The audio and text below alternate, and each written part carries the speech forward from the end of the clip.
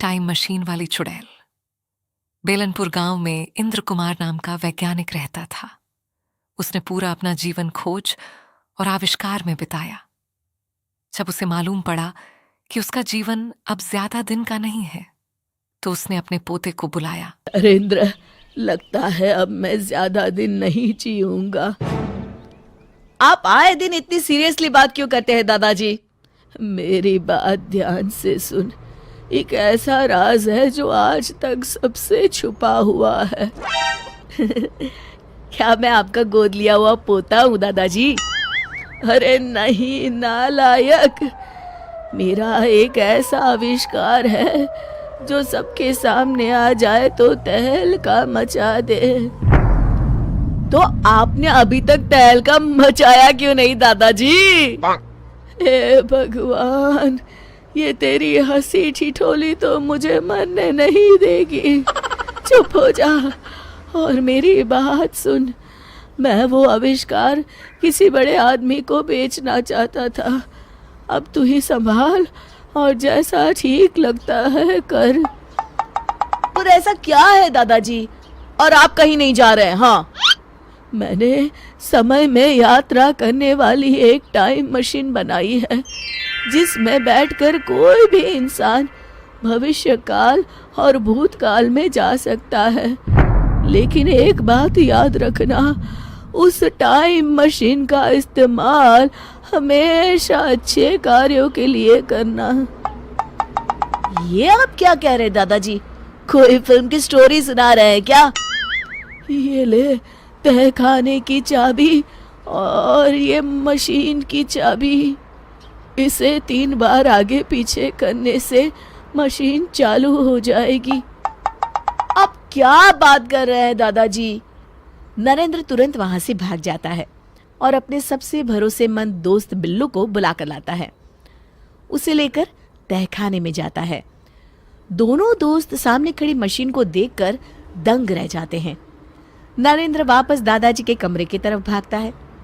देखता है कि इंद्र कुमार सुकून की नींद सोए हुए हैं, जैसे दिल से कोई बोझ हल्का हो गया हो। वो उन्हें उठाता है, पर वो तो इस दुनिया से जा चुके होते हैं। नरेंद्र दुखी हो जाता है। कुछ दिनों बाद, अरे यार, मुझे लगता है कि तेरे दादाजी मरते मरते तेरे साथ मजाक कर गए। भला इसमें बैठकर हम लोग समय यात्रा कैसे कर सकते हैं? नहीं नहीं, दादाजी ने कहा है तो ये सब सच ही होगा। अगर ऐसी बात है तो क्यों ना हम इस मशीन का इस्तेमाल अमीर बनने के लिए करें? पर दादाजी ने कहा था इसका इस्तेमाल अच्छे कामों के लिए ही करना। अरे तो हम कौन सा किसी का बुरा कर रहे हैं? अपनी भलाई करने में क्या बुराई है दोस्त, बताओ तो जरा। बात तो सही है। बचपन में मैंने दादाजी को किसी से कहते सुना था कि हमारे गांव के पास वाले जंगल में आज से 50 साल पहले कुछ डाकू एक बड़ा खजाना छुपा कर चले गए थे। लोगों ने उस खजाने को बहुत ढूंढने की कोशिश की, लेकिन वो उन्हें कभी नहीं मिला। तो हम इस मशीन में बैठकर समय में 50 साल पीछे जाएंगे और जंगल में गड़ा हुआ वो खजाना लेकर आ जाएंगे। इसके बाद तो जिंदगी भर मौज करेंगे दोस्त। अरे पर कहीं कुछ गड़बड़ हो गई तो? अरे क्या होगा, कोई भूत पकड़ लेगा क्या? बच्चों जैसी बातें छोड़ और चल फटाफट। तो चलो फिर, देर किस बात की? दोनों मशीन में बैठ जाते हैं। नरेंद्र मशीन शुरू कर देता है और देखते ही देखते वो सालों पीछे जाने लगते हैं। लगता है हम दोनों पहुंच गए हैं। अरे ये क्या, सामने से कुछ डाकू आ रहे हैं। ओह, मतलब ये डाकू मंगल सिंह अपने आदमियों के साथ खजाना लेकर आ रहा है। सुनो, अब जल्दी से इस पेड़ के पास सारा खजाना छुपा दो। हाँ हाँ सरदार, किसी को कानो कान खबर नहीं होगी कि हमने सारा खजाना कहाँ छुपा रखा है। अरे अब तुम लोग खड़े खड़े मेरा मुंह क्या देख रहे हो? जल्दी से खुदाई शुरू करो। हे भगवान, इतना सारा पैसा!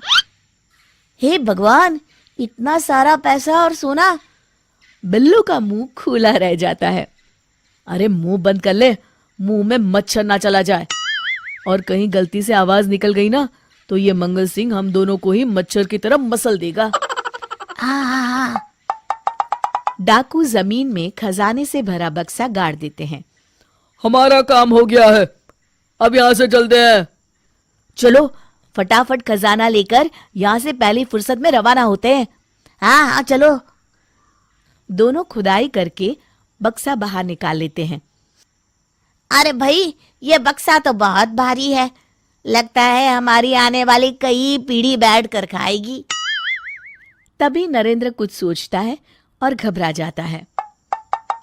अरे क्या हुआ भाई, तेरे चेहरे का रंग क्यों बदल गया? अब तो खजाना हमें मिल चुका है। अरे अभी मुझे याद आया, मेरे दादाजी ने ये भी बताया था कि इस पेड़ पर एक चुड़ैल भी रहती है, इसलिए इस खजाने को ढूंढने जितने लोग भी गए थे आज तक कोई वापस नहीं आया। अरे मर गए रे, भगवान करे अभी चुड़ैल सो रही हो। चलो भागते हैं यहाँ से। अपनी मशीन की चाबी तो उठा लो। अरे हाँ। अरे पर ये कौन बोला? दोनों ऊपर देखते हैं। पेड़ पर उन्हें एक डरावनी चुड़ैल बैठी दिखाई देती है। देखिए चुड़ैल जी, मैंने तो अभी तक शादी भी नहीं की है, मैं तो बेकार में लालच पे पड़ गया। एक काम करते हैं, इस खजाने के 3 हिस्से कर लेते हैं, खुश? अरे वो लालची इंसान, जान से ज्यादा खजाना प्यारा है क्या तुझे? देखिए चुड़ैल जी, हाँ पूरा खजाना ले लीजिए, बस हमें घर जाने दीजिए। मैंने तुम्हें घर जाने से कब रोका? पर मैं भी तुम्हारे साथ चलूंगी। आप हमारे साथ चलकर क्या करेंगी? तुझे अपनी जान प्यारी है तो चुपचाप मुझे शहर ले चल। इस जंगल में मैं बोर हो गई हूँ।